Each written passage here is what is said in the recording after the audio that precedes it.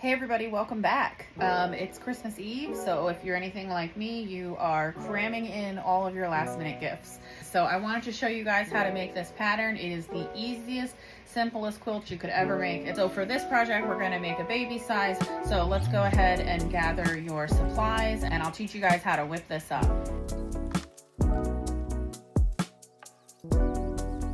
All right, gang, so for this quilt, we're going to have 4 rows with 5 blocks in each row. So that's 20 blocks total. So I cut out, I have picked my 4 fabrics. I cut out 5 rectangles from each of the fabrics.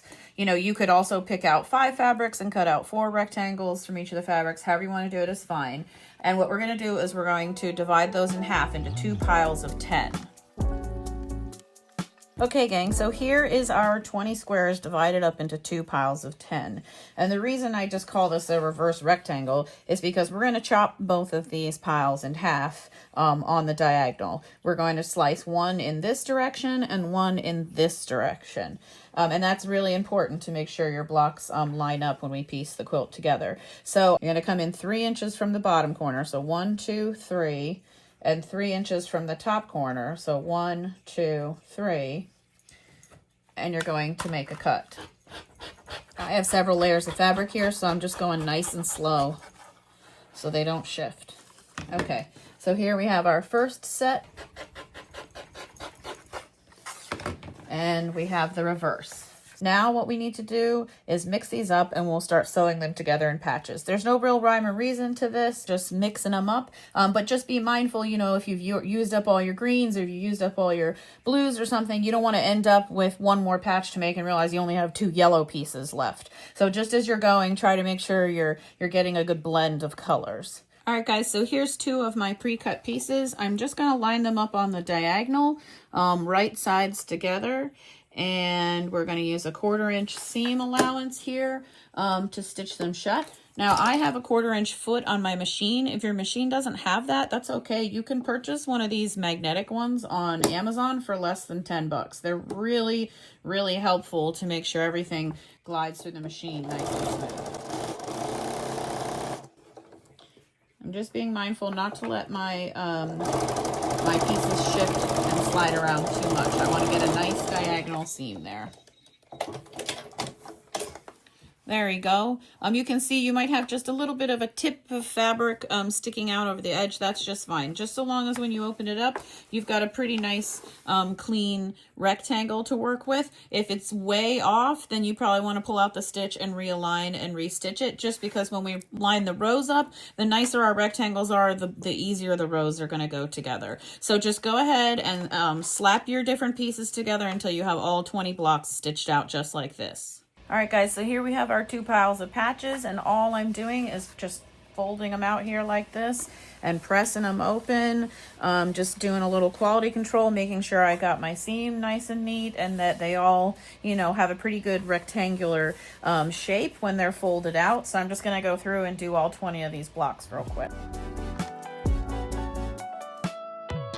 So I just wanted to bring you in close and show you this one. This is basically an ideal block. As you can see, when we line it up, it fits in our parameters nicely. I've got, like I said, just this little teeny tiny overhang on the corner here when I lined up my piece and stitched it together, and that will create this nice uniform rectangle. Now when you're burning through a whole bunch of these, it's easy to get off track, and as you can see, this one here, I lined it up just a little bit wonky. If it's off by just a smidge, that's not a big deal, but if you've got one that's off by a good chunk, like more than your 1/4 inch seam allowance, you're probably going to want to adjust that block. Just rip it out and you know, scooch it over a little bit, because when we sew these together in rows, the cleaner these blocks are, the easier the rows are going to go in together. All right, you guys, so here we have our 2 sets of rectangles. They're all nice and neat and pressed.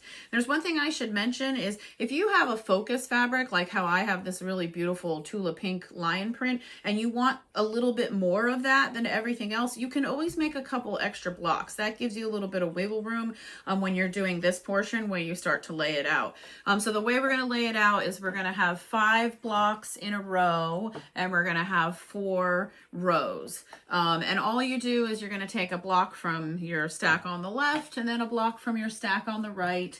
and mix and match them, you know, across the row until you get a pattern that you like. And that's going to give us this cool kind of zigzaggy type shape. So here you can see how I chose to lay out my blocks. And I tried to like disperse the colors as best I could so I didn't have like two purples touching each other, you know. But the other thing I want to pay attention to is to make sure you've got this nice kind of zigzag thing going on. Just double check your rows to make sure you didn't put a block in the wrong place. I've definitely done that before. Sometimes, you know, there's a lot going on and your eye doesn't always see it. So just take the time to double check the zigzag in each of your rows. And once you've got it to a place where you really like it, what we're going to do is we're going to sew, you know, the first patch to the second patch, the third, fourth, and complete one row. So we're going to go ahead and stitch all these rows together, and then we will combine them to create our quilt top. Here's a little pro tip for you guys. If you know, I have this nice big table where everything's laid out, so I don't usually have to move my stuff around too much. If this is the kind of project you're going to be packing up and putting away, or you're moving around, whatever, once you have your blocks laid out, you can always take a little piece of masking tape and just label your blocks. So this would be the first block in row A. That way, if, you know, the wind blows and they all fall on the floor, you can pick them up and put them back in the order you had them. Another nice way you can do that is you can simply stop and take a picture with your cell phone to give you a reference point. That's also a good tip, because if you're not sure if you like the way the color is balanced, when you take that photo, you can then look at it from far away. It'll give you a better just idea of how the quilt's going to look overall when you're finished. So anyways, I'm going to go ahead and just bang out these rows, like I said, stitching the first block to the second block, working my way across each row, and then we will stitch those all together. When you go ahead and line them up to begin stitching them together, just take the time to try to line them up as nice and straight as possible. That way, you know, as your row unfolds, you'll have a nice, long, clean line. You know, quilting is always a little tricky. Patchwork quilting is also, can be very intimidating if you're a beginner, but don't stress out too much. You know, the cleaner your lines are, the easier it'll go together. But even if it's a little wonky, we're still going to make a beautiful quilt top. It's still going to be a gift that someone's really going to love and cherish. So don't stress yourself out about it too much, especially if you're a beginner. The other thing to be careful of is if you run into this, you know, where your seam is pressed in the different opposite direction of the way you're running, just, you know, just take a minute and stop, tuck it under, make it nice and neat. That way you can avoid ripples in your quilt when we press it together later. So there we go. That looks pretty good. We're lined up fairly well, and I'm just going to go ahead and complete the rest of these. Alright guys, so here I have all my rows. I've got them labeled 1, 2, 3, 4. That way, while I'm pressing and trimming them, if I get them mixed up, I know where they belong. So all I'm going to do now is press out the seams with my iron, and then I'm going to go in, and if I have a couple of them that aren't lined up very clean like this, I'm going to go ahead and just trim down the rows so everything's nice and uniform, and then after that we'll just stitch them all together and our top will be done.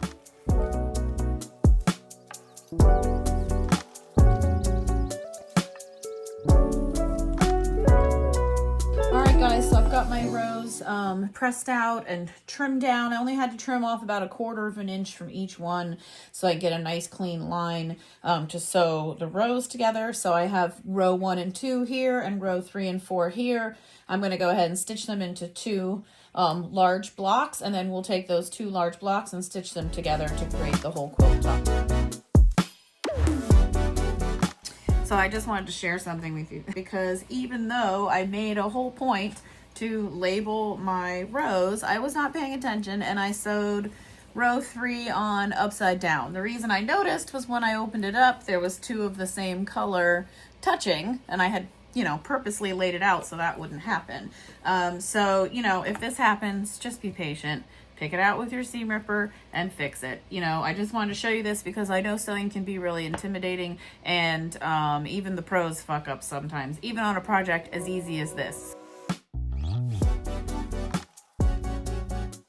Alright guys, so here's the quilt top. I went ahead and pressed all my seams nice and flat and trimmed it up so that the edges were squared off. I'm really happy with how it turned out. The next step is going to be basting and the quilting and the binding. When it comes to batting, there's lots of different options you can use. When it's a smaller project like this, I really like to use this Hobbs Heirloom Fusible batting. Fusible meaning it has like just the lightest layer of glue on both sides, so I can press my quilt and my backing and my batting layers all together with my iron and it will stick. This can be tricky on a bigger quilt. For something small like this though, it's a great project. You know, normally if you open up a roll of batting and it's all wrinkly and bubbly, you can iron it down flatter when you're putting a big quilt together. This, because it is fusible, that's not an option. So that's why I like to use it for these smaller projects where those ripples and stuff aren't that big of a deal. So I've just smoothed it out as best I can. And I'm just gonna lay my quilt top on top, nice and neat, so that I can trim it down so that they're the exact same size. Okay, gang.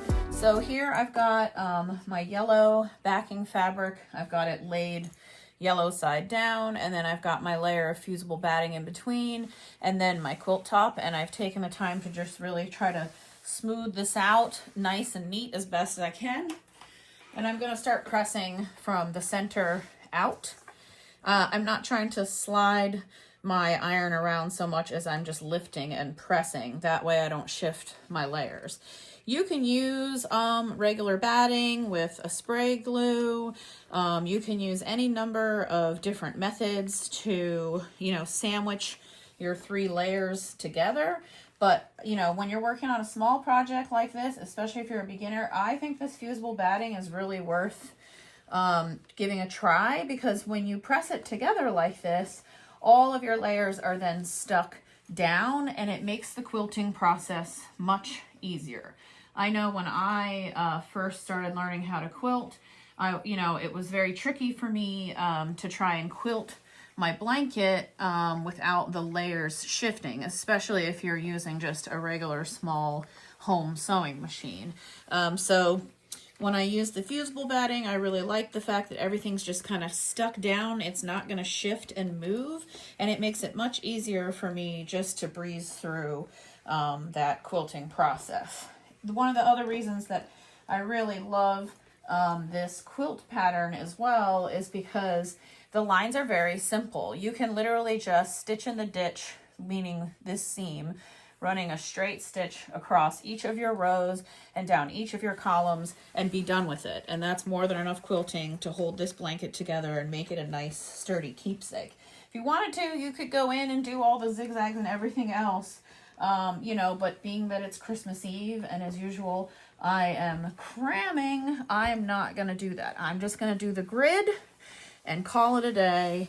This is a good time to do a little quality control, a little thread snipping. If you see anything that looks out of place, just go ahead and snip it off.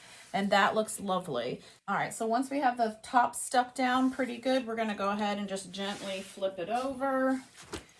And you can see it's a little ripply, but not a big deal.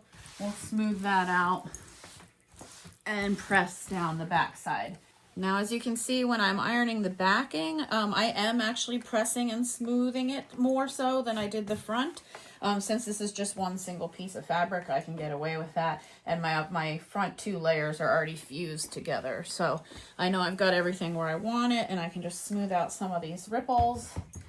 Nice and easy, and it looks really great. Just make sure, your little test, make sure it's stuck down good.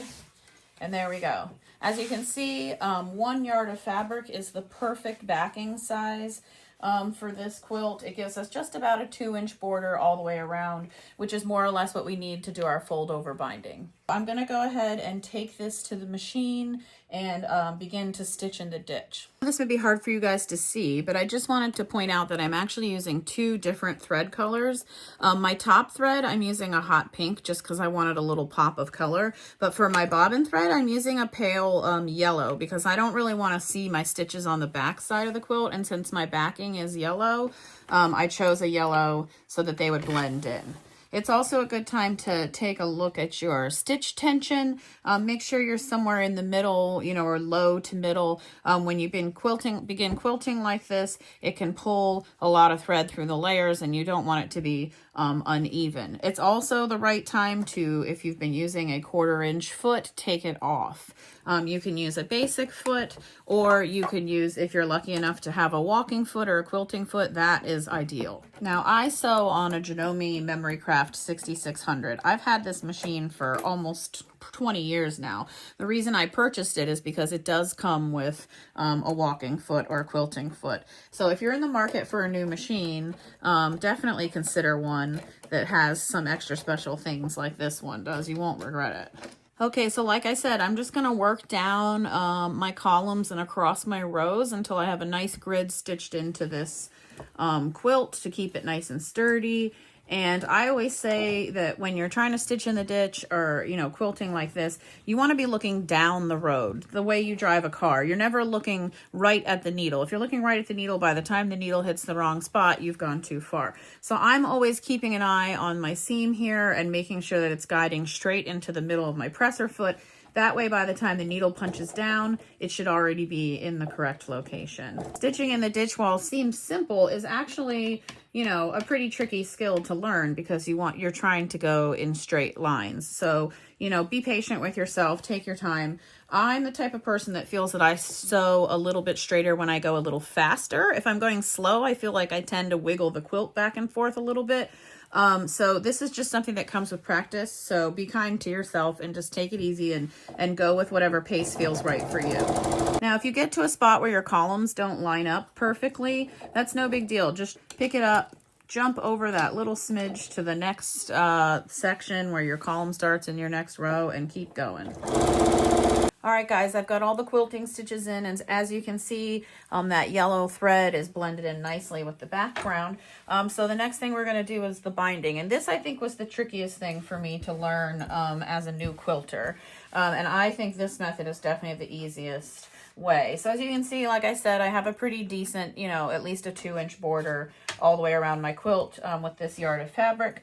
And the way a fold over binding works is we're going to fold our fabric in half and then fold it again over the top of the quilt, sealing in that raw edge, and then all we have to do is tack it down.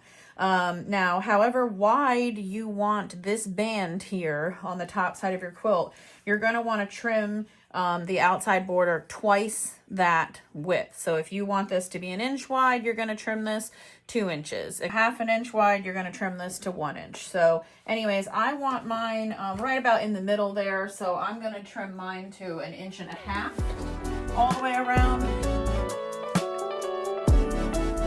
All right, you guys, we are in the home stretch. So here we have everything together. All of our sides are trimmed down nice and neat. So what I'm going to go ahead and do is I'm going to fold this in half, butting up the two raw edges and press it nice and flat. All right, when we've got it nice and flat, then we are going to go ahead and fold it again up and around the top of the quilt and press. And then you're going to want to have some kind of clip. You can use pins too, but these binding clips and basting clips are really nice to have. You can just snap them on there. These ones are really just the same thing as like a hair clip, but there's lots to choose from. I've got some links down below, and they're just a really handy thing to have to hold your binding in place, and it makes it much faster to move around the outside edge of the quilt. All right, so I've got both my long sides done. I'm going to bring you in a little bit closer so I can show you how we tackle these corners. Okay, so mitering a corner is just kind of like wrapping a Christmas gift. First, you want to make sure you've got a good 90-degree angle here, that it's not, you know, out like that. The sharper your angles are, the easier this is going to be. So I've got that pressed nice and neat. I'm going to fold this up and over like that. Again, creating a nice 90-degree in here. Going to give it a good press. And if your fabric is, you know, extra thick or doesn't want to press neatly, you can always just spray it with some water. A little sizzle there. All right, and then we're going to continue to do what we did on the long sides and just fold this up to meet the raw edge and press. So you have this nice little triangle here, and then when you fold it up and over, it should line up real nice and neat there, creating a perfect little mitered corner. Make sure you put a clip in there to hold it in tight, and you're good to go. So we just need to finish working our way around the outside edge.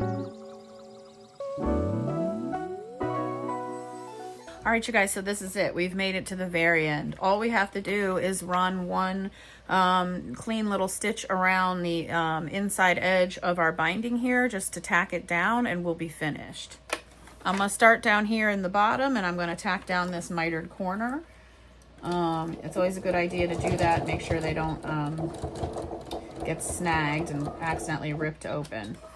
So anyways, from here, I'm just going to run all the way around the outside edge of the quilt, sealing everything shut, and then we're going to be completely done.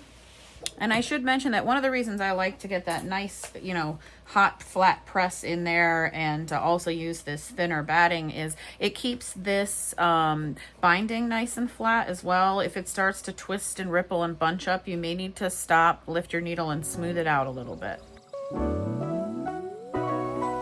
All right, guys, we're all done. The last thing that I like to do is I always stitch my initials in there. You know, quilts are a work of art, and you should always sign your art. That way they can remember who made this for them.